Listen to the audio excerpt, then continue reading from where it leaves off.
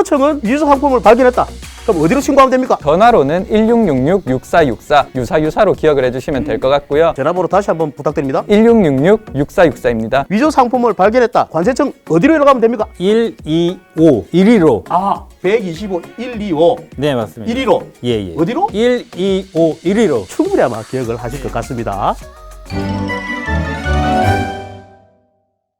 오늘도 지난 시간에 이어서 지식재산보호와 위조상품 단속을 위해서 불철주야 노력하고 계시는 관세청의 최홍규 수사관님 그리고 특허청의 박원규 수사관님을 모시고 계속 얘기를 나눠보도록 하겠습니다. 간단한 질문 한번 드려보겠습니다. 숫자 100조, 호숫가에 100조 말고요. 100조 하면 뭐가 떠오릅니까? 강남에 수많은 빌딩이 생각나고 뉴욕에도 맨하탄 빌딩이 많지 않습니까? 너무 비현실적인 금액이라서 어떻게 말씀드려야 될지 모르겠는데 국내 유명한 대기업의 시가총액을 상회하는 정도의 금액이 아닐까 생각이 됩니다. 제가 왜 100조라는 말을 꺼냈냐면은 올해 8월 달까지 우리 온라인 쇼핑몰에서 거래했던 총 거래 금액이 100조라고 합니다. 내년도 우리나라 예산이 거의 막 556조에 다다른다고 하는데 어마어마한 숫자가 아닐까 하는 생각이 듭니다. 온라인 쇼핑몰이 이렇게 급격하게 늘어나면서 온라인 쇼핑몰에서 거래되고 있는 위조 상품 규모도 그만큼 따라서 또 상당히 또 커지고 있는 거 아니겠습니까? 그 위조 상품의 총 금액도 거의 약 한 1조 원에 다다른다고 하니까 관세청이나 우리 특허청 그만큼 또 역할이 더 중요한 시기가 아닌가 하는 그런 또 생각을 해봅니다. 위조 상품의 규모가 이렇게 1조 원 가까이 이렇게 늘어나고 있는데 실감을 하십니까? 예, 실감을 하고 있습니다. 이제 과거에는 위조 상품을 어떻게 판매했냐면 그 동대문, 남대문, 이태원에서 업자들이 은밀하게 호객을 하면서 명품 지갑, 명품 가방, 뭐 비아그라 이런 것들을 판매했는데 많이 적발이 됐거든요. 그러니까 이 업자들이 숨어서 이제 온라인으로 SNS를 통해서 판매를 하는 것입니다. 특히 최근에 서울세관에서 적발한 에르메스 명품이 SNS,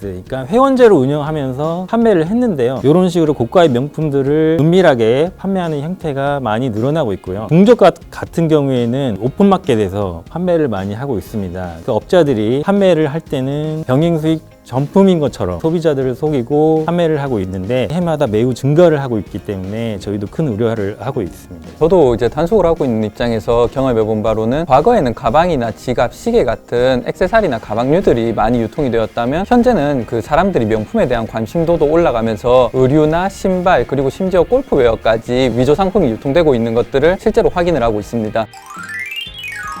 짝퉁과 관련해서 이제 그 담당을 하고 있는 우리 저 담당자로서 왜 이렇게 온라인 쇼핑몰이 위조 상품 규모가 이렇게 커져가는지 그 이유가 뭐라고 생각하십니까? 저는 두 가지 분류로 나눌 수 있다고 생각하는데요. 첫 번째는 짝퉁인 것을 알면서 구매하시는 분들 굉장히 큰 문제인데 그분들이 구매를 하는 이유는 과시욕 때문이라고 생각합니다. 두 번째로는 짝퉁인 줄 모르고 구매하시는 분들이 계시다고 생각합니다. 이 중저가 브랜드들, 의류들 이런 것들을 그 소비자분들이 온라인으로 이제 구매를 하시는데 정품값 보다 살짝 낮으면서 품질도 괜찮다고 봐서 믿고 사는 것인데 그것들이 가품일 경우가 굉장히 많습니다. 특허청의 박 수사관님. 위조 상품 구매가 증가하고 있는 이유로는 사람들의 명품에 대한 관심 자체도 올라갔고 그리고 위조 상품을 구매하고 판매하는 것이 상당히 용이해졌습니다. 현재는 SNS 등을 통해서 위조 상품을 은밀하게 판매할 수 있는 경로가 상당히 많이 확보가 돼 있어서 손쉽게 인터넷에 검색을 함으로써 위조 상품을 구매할 수 있습니다. 심지어 SNS 등에서 팔로우가 많다든지 이런 사람들에게는 위조 상품을 대량으로 판매하는 업자들이 위조 상품을 대신 판매해보지 않겠냐고 권유를 하는 등이 있어서 그 쉽게 돈을 벌 수 있는 유혹에 넘어가서 업자도 아닌데 위조 상품을 판매하는 사람들까지 늘어나고 실제로 단속이 되고 있습니다. 그래서 위조 상품 판매가 좀 더 늘지 않았나 그렇게 생각하고 있습니다.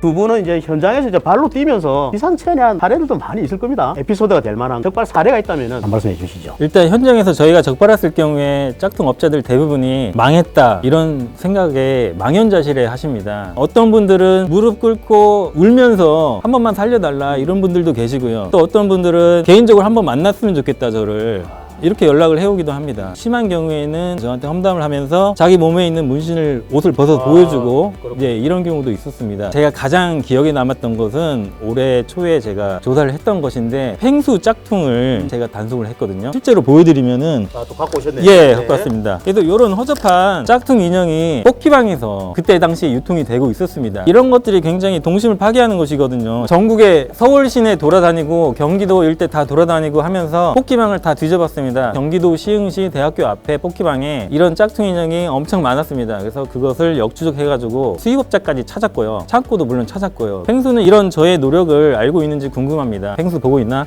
예. 저는 항상 K 브랜드, 우리 아이들이 좋아하는 브랜드 많이 생각을 하고 있고요. 언젠가 펭수를 만나서 밥을 한번 같이 먹고 싶습니다. 저도 참치를 많이 좋아하고 있거든요. 참지 마요, 참지 마요, 참치네요.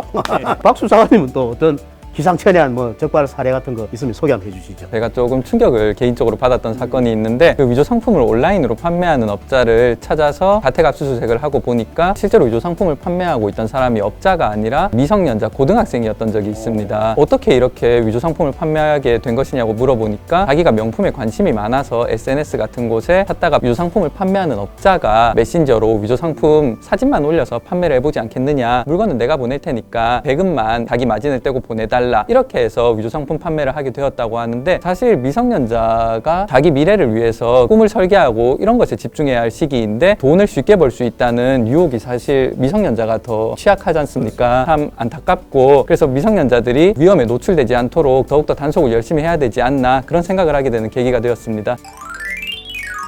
우리 저 구독자분들한테 당부하고 싶은 말씀이나 얘기하고 싶은 점 있으면 그것도 한 말씀씩 좀 부탁드리겠습니다. 우선 짝퉁 업자들한테 제가 하고 싶은 말이 있습니다. 업자들 보고 있나? 예, 생계형이든 수익형이든 할 거 없이 다 불법인 건 알고 계시잖아요. 그래서 예전에 돌아가신 형님께서 했던 말이 생각이 나는데요. 너 자신을 알라. 테스 형이 했던 말입니다. 예, 그래서 다시 한번 자기가 했던 것을 돌아보시고 적발이 되었을 때 후회하는 그런 일이 없도록 해주시고, 짝퉁인 줄 알면서 구매하시는 분들, 그분들이 구매만 안 하시면 저는 짝퉁은 자연스럽게 없어질 거라고 생각을 하는데요. 소비가 없으면 공급도 없어지기 때문입니다. 짝퉁인 줄 알면서도 명품 짝퉁을 소비하시는 분들, 짝퉁 사지 마십시오. 사실 위조 상품이라는 게 정품에 비해서 가격이 상당히 싸기 때문에 합리적 소비라는 말로 위장이 돼서 많이 구매를 하고 계신데요. 그게 실질적으로 갖고 있는 물건의 가치에 비해서는 구매 금액이 상당히 비싼 것 같습니다. 그리고 그 물건들이 실제로 품질도 안 좋을 뿐더러 특히나 화장품이나 향수 같은 경우에는 어떤 성분이 들어가 있는지 확인도 제대로 안 돼 있기 때문에 건강에도 안 좋을 수 있고요. 브랜드 상표권자가 열심히 마케팅이나 그 자본을 투자해서 노력을 일궈낸 성과이기 때문에 위조 상품을 구매하는 행위 또한 타인의 노력을 훔치는 행위라는 점을 인지해 주시고 진정한 합리적 소비라는 게 무엇인지 같이 고민해 보셨으면 좋겠습니다. 팔지도 말고 사지도 마라. 구독자 여러분들이 위조 상품을 발견했다. 어디로 어떻게 신고하면 되는지 그것도 궁금해요. 특허청은 어디로 위조 상품을 발견했다. 그럼 어디로 신고하면 됩니까? 전화로는 1666-6464, 상표는 동일한 범위뿐만 아니라 유사한 범위까지 보호가 되기 때문에 유사로 기억을 해주시면 될 것 같고요. 상담을 받으신 뒤에는 포털 사이트에서 위조 상품 제보 센터로 검색하시면 자세하게 신고할 수 있는 사이트가 있으니까 많은 그 신고 부탁드리겠습니다. 전화번호 다시 한번 부탁드립니다. 1666-6464입니다. 위조 상품을 발견했다. 관세청 어디로 연락하면 됩니까? 125-115에 전화하시면 됩니다. 125, 125, 네, 맞습니다. 115. 예. 어디로? 125, 115. 충분히 아마 기억을 하실 것 같습니다.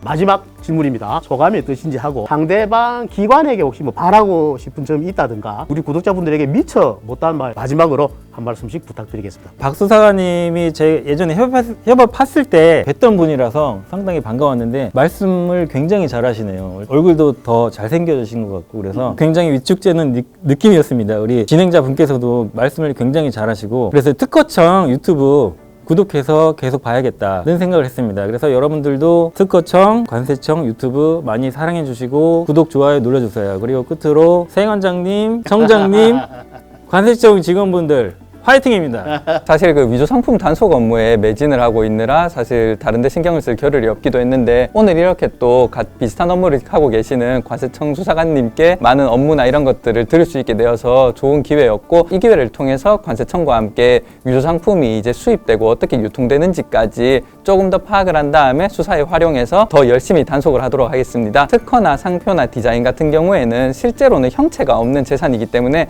참 침해가 되기 쉬운데요. 이런 부분에 대한 인식이 올라가야 실제로 우리나라 산업 부분이 전반적으로 좋아지지 않을까 생각을 하게 되었습니다. 감사드립니다. 구독과 좋아요 잘 부탁드리겠습니다. 대한민국 지식재산 보호와 위조 상품 단속을 위해서 불철주야 노력하고 계시는 관세청과 특허청의 두 분을 모시고 다양한 얘기를 나누어 보았습니다. 특허청과 우리 관세청 앞으로 더 많은 노력을 할 테니까요. 구독자 여러분들도 이 두 가지 약속만은 꼭 지켜주기 바랍니다. 첫째, 위조 상품은 팔지도 않는다. 둘째, 주변의 위조 상품을 보면 반드시 꼭 신고를 한다. 꼭 그 두 가지 약속을 지켜주길 바라면서 이 시간 마치도록 하겠습니다. 지난 시간과 오늘 바쁘신데도 불구하시고 나와주셔서 대단히 고맙습니다.